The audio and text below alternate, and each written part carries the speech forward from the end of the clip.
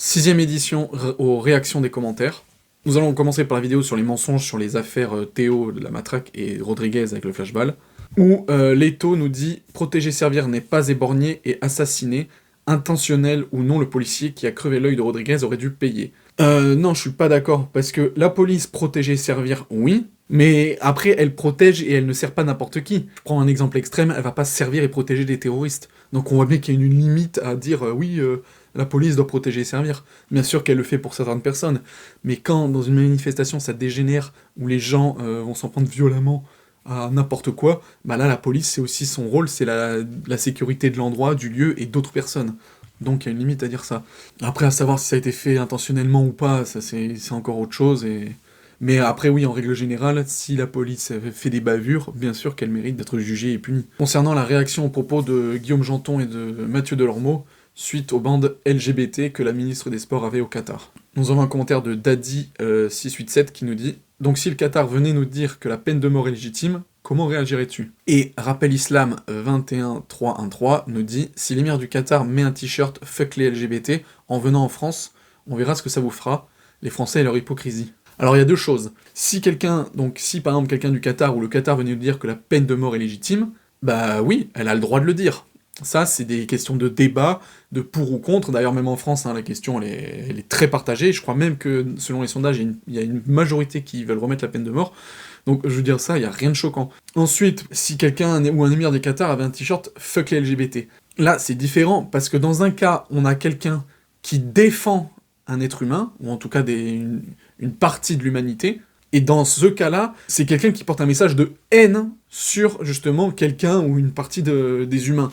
Donc, c'est vraiment deux poids, deux mesures. Si, par exemple, il avait un t-shirt homosexualité interdite, ça, à la limite, pourquoi pas, c'est quelque chose de plus, on va dire, de plus neutre. Mais fuck les LGBT, non, parce que là, c'est un message de haine directement. La ministre des Sports, en mettant son arc-en-ciel... Déjà, elle avait pas un t-shirt vive les LGBT, vive les homosexuels, c'était juste 3 couleurs. Ça reste quand même dans la discrétion, et puis elle va pas insulter quelqu'un. Par exemple, même si un pays il est contre ou il fait quelque chose, c'est pas insultant pour la ministre des Sports d'arriver en disant moi je suis pour cette cause. Il y a rien d'insultant. Eux ils ont le droit de dire bah oui t'es pour cette cause, mais on en a rien à foutre, c'est dans notre pays, on fait ce qu'on veut. Et c'est ce qui se passe. Là, venir en disant fuck les LGBT, non, c'est complètement disproportionné. Ensuite, on a Jules César qui nous dit « La théorie du genre augmente l'homophobie, bien joué les idiots de la secte LGBT ». Et ensuite, il continue « Vous avez provoqué votre massacre tout seul, la gauche essaye de mélanger les LGBT et les musulmans morts de rire ». Alors le fait que la théorie des genres augmente l'homophobie, absolument pas, parce que moi, par exemple, je trouve ça complètement con, tout ce truc autour de la théorie des genres, le mouvement même LGBT, le wokisme et tout ça, c'est un truc vraiment qui m'emmerde, mais je n'ai absolument rien contre ces gens-là, et c'est pas ça qui va me faire devenir homophobe envers ces gens. Donc, c'est deux choses différentes. Et par contre, je suis complètement d'accord avec ce qu'il met ensuite, en disant que effectivement, là, les mouvements politiques, comme par exemple la gauche, justement, qui effectivement veulent mettre ensemble les LGBT, les wokistes et tout ça avec les musulmans, je trouve ça, enfin moi ça me fait hurler de rire, parce que c'est les musulmans les premiers qui doivent pas en penser vraiment du bien de ces gens-là, quoi, et de toute leur idéologie. Sur les écolos qui emmerdent les gens et qui franchiraient la ligne rouge. Nous avons Audrey qui nous dit « C'était de la peinture écolo, si on n'écoute pas les écolos, c'est peut-être aussi parce qu'ils sont écolos que pour ceux qu'ils veulent. » Ensuite, on a Thierry qui nous dit « Les écolos les cassent vraiment, la vraie pollution est la surconsommation et la peinture orange. » Ça, c'est l'argument le plus pété concernant ce sujet, et même plein de sujets en général. C'est dire, alors donc il y a quelqu'un qui nous met un message écolo, mais du coup, on va tout regarder ce qu'ils font pour voir, ah, là c'est écolo, là c'est pas écolo. Donc là, un écolo qui a de la peinture, savoir si la peinture elle-même est écolo, enfin, je veux dire, je préfère un écolo qui se bat pour des vraies choses environnementales de notre planète, et qui mettent un pot de peinture qu'il a acheté dans un magasin qui est juste chimique, plutôt que le mec qui verse de l'eau sur la porte de Matignon, et qui disent « ouais, on n'est pas content, parce que là, ça fera pas bouger les choses. » Faut arrêter de regarder si, les écolos, est-ce qu'ils trient tous leurs trucs, est-ce qu'ils font du gaspillage, etc. C'est bon, quoi, à un moment donné, c'est vraiment l'argument de ceux qui ne veulent rien faire et pas bouger, tu vois, c'est « Ah, attends, tu dis que ce que je fais, c'est pas bien, t'es écolo? Ah, mais regarde, l'autre jour, t'as utilisé 2 feuilles de papier au lieu d'une, donc du coup, j'écoute plus ce que tu dis, ça sert à rien. » Vraiment, mentalité... Nous avons enfin User Guada, qui nous dit « Ok, mais qui fait-on payer pour réparer ?» Faut arrêter aussi de dire oui mais alors attends, donc là, alors qui c'est qui va nettoyer la peinture orange, qui c'est qui va faire ça et tout. Quand il y a eu des grandes révolutions, il y a eu du bordel partout et on disait pas oh mais attention, là tu casses quelque chose, qui c'est qui va réparer? Bah oui, c'est peut-être le peuple in fine qui a réparé, mais la cause aurait été plus importante que la réparation a posteriori. Enfin, faut arrêter de... C'est exactement le même degré que pour la peinture. La critique du film, Tirailleurs. Diacné nous dit, est-ce qu'on t'a sonné même? Alors ça c'est vraiment énorme quoi, je veux dire c'est mon compte, c'est moi qui fais mes vidéos, c'est mes critiques, mais apparemment il faut que je demande l'autorisation, alors je sais pas à qui, soit faut que je donne l'autorisation à Diacné peut-être, au PDG de TikTok, ou à Dieu, je sais pas, franchement, ou au réalisateur de Tirailleurs, je sais pas. Ensuite, Swading qui nous dit 3 sur 10 de quoi? Renseigne-toi sur l'histoire du régiment de l'histoire en elle-même. Alors, en quoi noter un film et connaître l'histoire sont la même chose? Je veux dire, vous pouvez me sortir un film sur la Shoah, machin, et je peux le trouver nul à chier, comme un film d'humour romantique, je peux le trouver super bien. Enfin, le sujet ou le fait que ça soit historique ou pas, j'en ai rien à foutre. J'ai pas dit, oh, ce film a 3 sur 10 parce que je ne crois pas en l'histoire des tirailleurs sénégalais. Enfin, ça n'a aucun rapport, quoi. Ensuite, nous avons Joe qui nous dit, t'es un fou, tu critiques le film de mon oncle. Donc comme je lui ai répondu en commentaire, j'en ai rien à foutre. Le docteur qui nous dit « Et les Bretons, 100 000 morts quand même, ils ne parlaient même pas français à l'époque. Et les Basques, c'est à géométrie variable. Et on a Golgot75 qui nous met « Et les Asiatiques pendant la Première Guerre, personne n'en parle, 3 petits points. » Là c'est pareil, mais en fait, je parle d'un film, le film c'est Les Tirailleurs, ça raconte l'histoire des Sénégalais qui sont battus pour la Première Guerre mondiale, et t'as des gens qui nous parlent de trucs mais hors sujet. On s'en branle. Ben oui, ça serait bien de faire un film sur peut-être les Bretons, les Basques, un film sur les Asiatiques. Ce réalisateur qui a fait le film sur les tirailleurs sénégalais, bah jusqu'à présent, il y avait pas de film sur eux. Bah là, lui, il a eu l'idée d'en faire. Et c'est pas parce qu'il fait un film sur les tirailleurs sénégalais que du coup, faut lui en vouloir parce qu'il a pas fait sur les autres. Enfin, c'est ridicule, quoi. La vidéo sur l'islamisation et la xénophobie en France. Nous avons Dany qui nous dit « Le problème, c'est quand on vient squatter dans un pays, on doit s'intégrer, c'est pas aux autres de s'intégrer. » Ça, je suis complètement d'accord avec. Et on a la réponse donc d'une personne qui dit « Vous, quand vous avez squatté l'Algérie, vous vous êtes adapté à rien, vous vouliez désislamiser le pays et massacrer des gens par millions. » Et ensuite, Dany qui répond « Je pars du principe que quand on vient dans un pays, on s'intègre, c'est tout, maintenant faut pas s'étonner que la France va si mal. » Globalement, je suis d'accord avec lui. Et donc la réaction du mec qui dit « Oui, quand on est venu en Algérie. » Mais c'était pas du tout pareil. En Algérie, on est venu coloniser les Algériens, on est venu les défoncer, on était plus fort qu'eux. Pourquoi il veut mettre à égalité le passé colonial de la France et l'actualité de la migration? Enfin, faudrait savoir. Soit vous acceptez la colonisation et vous fermez votre gueule à vous victimiser comme des petites merdes, et du coup, bah là, vous acceptez que vous êtes en train de coloniser la France, donc de pas vous intégrer, comme les colons ont fait en Algérie. Dans ce cas-là, voilà, faut arrêter de l'ouvrir pour ce qui s'est passé avant, soit vous continuez de pleurnicher sur la colonisation, mais dans ce cas-là, fermez sa gueule sur ce qui se passe actuellement. Parce que si vous critiquez la colonisation, vous pouvez pas faire de la colonisation aujourd'hui. Donc voilà, soit t'acceptes le passé et du coup tu fais ce qui se passe en ce moment en présent, soit t'acceptes pas le passé, c'est ce que j'ai l'impression que tout le monde est en train de faire, mais dans ce cas-là, tu répliques pas ce que tu n'as pas accepté dans le passé. Concernant la vidéo du cas du requin Benjamin Ledig, qui blasphème dans les églises, sur le Coran, etc. Nous avons Nicolas qui nous dit « Tu veux du buzz, tu parles des musulmans, du foulard, des arabes et de l'immigration, maintenant je t'invite à faire ça aux juifs, tu n'existes plus, tu perds. » Et Rifino qui nous dit « Tu peux pas te moquer des juifs en France, n'est-ce pas ?» Alors déjà, on va comparer les choses. L'islam est, allez, minimum 100 fois, voire peut-être 1000 fois plus important en termes de nombre que le judaïsme. Il y a beaucoup plus de musulmans en France que de juifs. Donc forcément, c'est normal qu'on s'intéresse plus à des cas plus présents qu'à une infime minorité. Deuxièmement, qu'est-ce qui pose le plus de problèmes en France ? C'est l'islam, et non le judaïsme. Jusqu'à preuve du contraire. C'est un cas, c'est un fait. Hein. Tout ce qu'on voit, tous les faits qui se passent et tout, c'est par rapport à des musulmans. Et non des juifs. Troisièmement, donc là, par exemple, il parle du foulard, chose que je ne suis contre. Si les juifs portaient des foulards, je serais contre les juifs. Si les chrétiens portaient des foulards, je serais contre les chrétiens. Là, il se trouve que c'est les musulmans. Et ensuite, il parle de l'immigration. Bah oui, l'immigration, jusqu'à présent, c'est pas les juifs. Hein. Il y a pas des vagues d'immigration juive. C'est les gens qui migrent, généralement, s'ils ont une religion, à part peut-être des chrétiens d'Afrique, la majorité, c'est des musulmans. Donc forcément que, du coup, je parle plus de choses concernant l'islam que le judaïsme. Et enfin, je n'ai absolument pas peur des juifs, et je m'en carre le cul. Ils ne m'intéressent pas plus que ça, et je n'ai aucune pitié pour eux non plus, donc vraiment, c'est juste que je n'ai pas de matière à parler sur eux. En tout cas pour le présent. Ensuite, concernant les critiques des films, Les Rascals et Youssef Salem a du succès. Nous avons Cinémaclick qui nous dit « Un arabe, un maghrébin, un noir, sachant qu'un noir du Maroc peut être un amazigh, les maghrébins sont des amazighs, et qui nous met ensuite « Imagine un arabe des Émirats Arabes Unis qui apprend qu'il y a un arabe dans ce film. » Il met aussi comme commentaire « Les Français d'origine maghrébine ne sont pas des arabes. Si un arabe passe par ton compte et va voir le film, il va s'attendre à voir un arabe d'Émirats Arabes Unis, ou autre. Arrêtez de mal nous qualifier, c'est pas la première fois que tu fais ça, c'est odieux. » Alors le mec, il dit « Mais que de la merde. » Quand il citait, c'est que dans le film, je disais que les rascals, je crois, voilà, il y a un mec d'origine arabe, un asiatique, il me semble, un noir, il y a aussi un blanc. Voilà, je dis ça. Et pour le mot arabe, ça me fait rire, parce que je sais très bien que les arabes, c'est un mot générique. Et d'ailleurs, les premiers, les arabes en France, même eux, ils vont se dire arabe. Ils vont pas être choqués par le mot arabe. Moi, ma communauté, elle est francophone, donc généralement, ça va être des arabes français, ou en tout cas des arabes du Maghreb. Donc ils seront beaucoup moins choqués d'entendre le mot arabe que s'il y avait un pauvre type des Émirats Arabes Unis qui parle peut-être français et qui va être choqué par ma vidéo parce que je dis qu'il y a un arabe dans le film et qui va dire « Ah bah c'est pas un arabe, c'est un maghrébin ».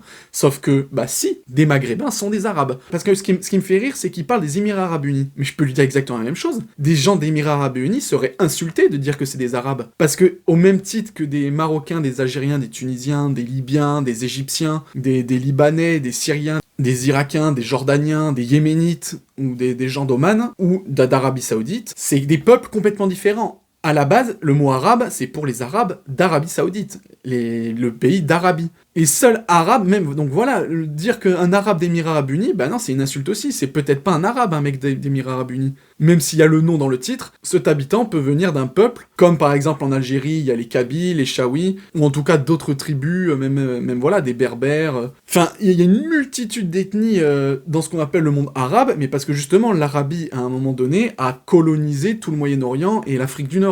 Et donc, même chez les Marocains et les Algériens, bien sûr qu'il y a des gens d'origine berbère, mais il y a aussi des Arabes. Ils ont été colonisés par les Arabes, et il y a des descendants arabes. De vouloir faire un procès d'intention sur le fait que je dise le mot arabe pour des gens qui sont peut-être pas arabes, bah c'est une connerie. Concernant la vidéo sur le fait qu'il n'y a pas de réalisatrice au César, nous avons 90 degrés qui nous dit « Les paroles du blanc anti-woke qui pense pas être raciste alors qu'il l'est. Lisant une revue de bobo semi-ghetto blanc, tout autant raciste. Je ris. » Alors ça, vous aurez ma pensée beaucoup plus détaillée ultérieurement. Alors, anti-woke, je le revendique à 100%, je déteste tous ces gens-là sur le point idéologique. Et par contre, raciste, ça me fait bien rire, parce que je pense vraiment que les premiers racistes sont les antiracistes, et les gens qui sont comme cette personne-là, apparemment. Mais je détaillerai plus mon argumentaire ultérieurement. Ensuite, nous avons l'échappée belle, qui dit « Le petit blanc cis hétéro qui ouin regarde le nombre de prix de Saint-Omer, petit Gudard. » Et enfin, J qui dit « Chouine Titouan ». Donc ça, c'est des commentaires de gens, vraiment, ça me fait vraiment rire. Ils retournent le truc. C'est-à-dire que,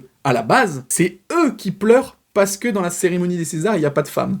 Donc ils chialent, et après, moi et les gens qui me soutiennent dans les commentaires, qui disent qu'il faut arrêter de se plaindre, de chialer, parce que justement, pour arrêter la discrimination positive, il faut regarder le talent, et eux après ils mettent en commentaire « Oh, ouin, il pleure, machin et tout », mais c'est une blague, c'est vous qui êtes en train de vous plaindre parce qu'il n'y a pas de femmes nominées dans le secteur réalisation. Le mec il pleure, toi t'es en train de lui dire « Arrête de pleurer », et l'autre il te dit « Ah, mais arrête de pleurer ». Mais c'est vraiment débile quoi. Concernant la critique Knock at the Cabin, nous avons Maniac0660 qui me met « Passer ton temps au cinéma très bien, dis-moi que ça remplit ton frigo au moins ». Et il y avait eu des suites de commentaires même qui m'avaient défendu comme quoi elle était haineuse de dire ça, tout ça. Et moi aussi, à un moment donné, je crois que je lui ai répondu négativement. Et en fait, elle met ensuite « Tu as lu et interprété une attaque, c'est aussi ça la différence de compréhension de chacun quand on arrive à ne plus communiquer que par des textos. Tu m'aurais compris différemment si je t'avais dit en face le ton, l'expression, le contexte et tout et tout. » Bah oui, mais justement, c'est ça le problème. Même elle se rend compte que c'est dur d'interpréter. Donc par message, quand vous écrivez des commentaires, déjà il y a une façon d'écrire, hein, vous pouvez l'écrire complètement différemment. Elle aurait pu écrire d'autres phrases, j'espère que ça remplit ton frigo, des points d'interrogation. Ensuite, il y a les emojis qu'on aime ou qu'on n'aime pas, mais ça aide énormément hein, quand on écrit par texto. Ça permet justement de mettre des émotions ou des expressions de visage pour qu'on comprenne. Donc voilà, là apparemment elle me le mettait en mode premier degré, elle espérait vraiment que ça remplisse mon frigo. Mais le truc c'est que quand tu lis des fois des commentaires comme ça, là je l'ai pris comme une attaque. En écrivant des commentaires, il faut faire attention à la façon dont on l'écrit. Et du coup, oui, pour répondre, non, regarder des films ne fait pas gagner d'argent.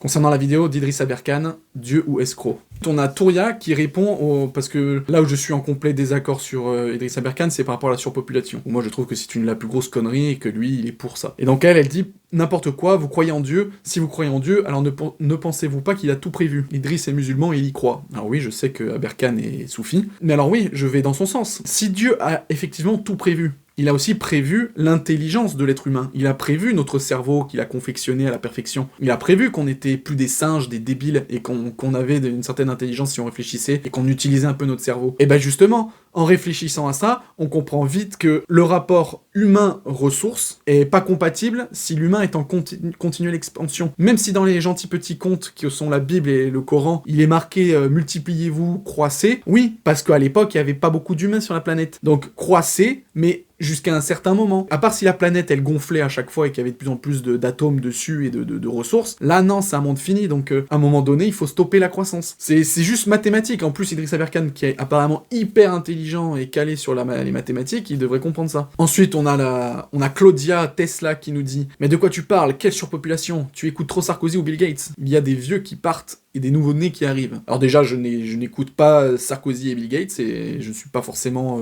pro Sarkozy et Bill Gates. Ensuite, elle dit, il y a des gens qui partent et des nouveau-nés qui arrivent. Et il faudrait quand même qu'elle livre des livres d'histoire géo, quand même, pour se rendre compte que, en fait, depuis la nuit des temps, on évolue. C'est-à-dire que oui, il y a des gens qui partent et des gens qui naissent, mais il y a plus de gens qui naissent que de gens qui partent. Donc en fait, c'est ce qui fait que la population augmente. Hein. Il y a même pas 100 ans, on était moitié moins sur la planète, hein, quand même. Donc voilà, c'est pas le même rythme. Ensuite, elle nous dit, il y a assez la place sur sa Terre encore pour 10 ou 8 milliards, j'ai pas compris ce qu'elle voulait dire. Alors oui, techniquement, en termes d'espace, il y a de la place. Même, je pense, pour 30 milliards, même 40 milliards. Soyons fous, je dirais même 50 milliards. Vous regardez la France, les États-Unis, la Russie, la Chine, la Mongolie, il y a énormément de pays qui sont vides à l'intérieur. Même la France, il y a plein d'endroits qui pourraient être habités par des gens. Vous mettez des gens, pouf, pouf, pouf. Il y a énormément de gens qui peuvent habiter sur la planète. Hein. Vous les posez, ils rentrent. Sauf que chaque personne a une consommation énorme en n'importe quelle ressource. Et ça, par contre, mathématiquement aussi, non, c'est pas possible. Vous pouvez mettre 10 milliards, voire 12 milliards d'humains qui ont un niveau de vie, par exemple, d'un Congolais ou d'un Indien pauvre,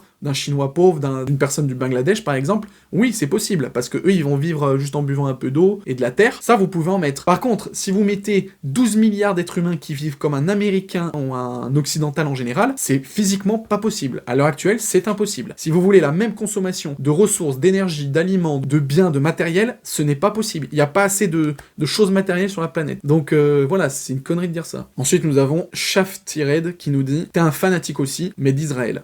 Alors là, je ne sais pas d'où il détient cette information, je pensais l'avoir cachée au plus profond de moi, mais apparemment il a révélé mes secrets. Ensuite, sur le rappel annuel du vaccin, le fait que Delormeau est le représentant de la population.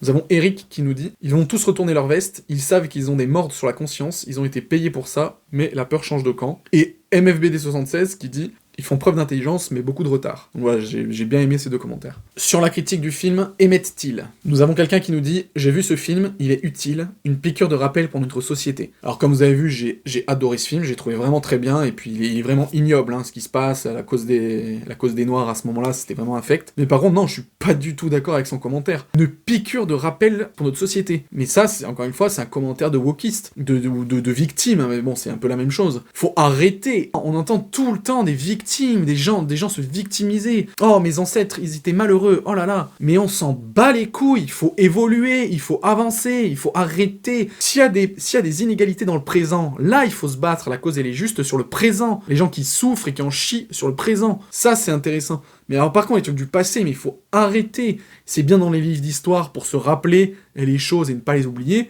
mais en mode piqûre de rappel, c'est bon, hein, on le sait que les pauvres noirs étaient victimisés avant, quoi. La vidéo sur Charlie Hebdo et le séisme, est-ce que c'était scandaleux? Eric745 qui nous dit « Je lis pas Charlie Hebdo, mais là, je pense qu'ils ont voulu faire comprendre aux gens d'arrêter avec leurs bombes, car la nature fait déjà des dégâts. J'ai vu l'émission et j'ai trouvé ça pathétique. Et puis Charlie Hebdo ne cherche pas forcément à faire rire, il cherche aussi à faire prendre conscience. » Pareil, j'ai pas grand-chose à dire là-dessus et j'ai bien aimé ces analyses. Lancelot1312 nous dit « En tous les cas, Charlie, c'est vraiment du fond de chiotte. Je suis très fier de n'avoir jamais été Charlie. » Alors cette personne confond Charlie Hebdo et « Je suis Charlie ». Charlie. Bien sûr que Je suis Charlie vient du magazine Charlie Hebdo suite aux attentats, mais ce n'est pas du tout la même chose. Et c'est dommage qu'elle ait pas compris, parce que en disant ça, ça veut dire que tous les musulmans sont d'accord avec eux. On peut détester Charlie Hebdo, le trouver merdique, ne pas le regarder, tout ce que vous voulez, et être Charlie dans le sens, encore une fois, je n'aime pas ce que vous faites, je suis contre ce que vous faites, mais je me battrai pour vous laisser faire ça, pour la liberté de le faire. C'est ça, Je suis Charlie, c'est pas dire j'aime. Dans ce cas-là, tout le monde est Charlie pour les choses qu'ils aiment.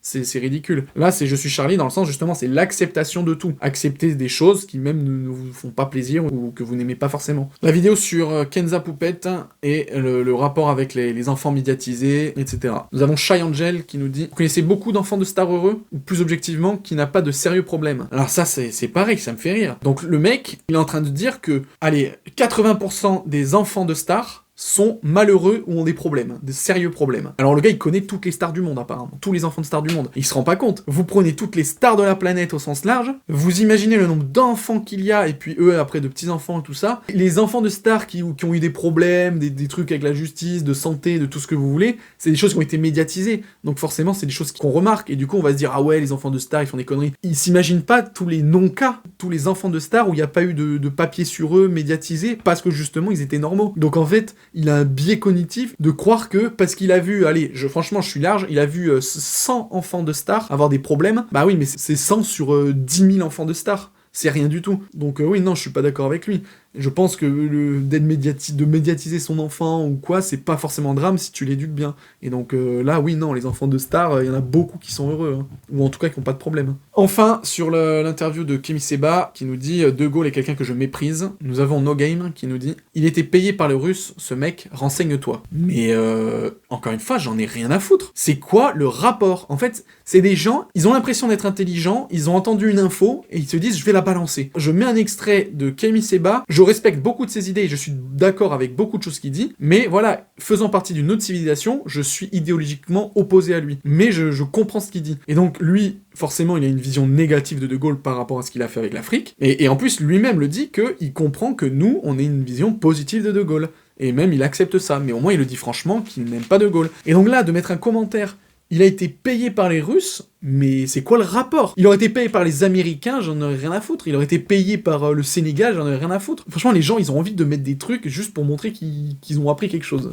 Même si c'est hors sujet, quoi. Voilà pour les réactions commentaires. J'ai eu quelques vidéos, là, par rapport à cette série, qui ont été censurées, je sais pas si c'est par TikTok ou par des gens. La majorité des vidéos, c'est parce que ça parle soit du Covid en général, ou alors de le fait que la France a fait quelque chose de mal. Là, par exemple, il y avait une vidéo qui suivait avec Kemi Seba, qui parlait des choses négatives que la France a fait au Mali, par rapport au terrorisme et tout ça, qui a été censuré. Donc voilà, j'ai pas pu réagir sur l'intégralité des vidéos. Enfin voilà, sur ce, je vous dis à la prochaine.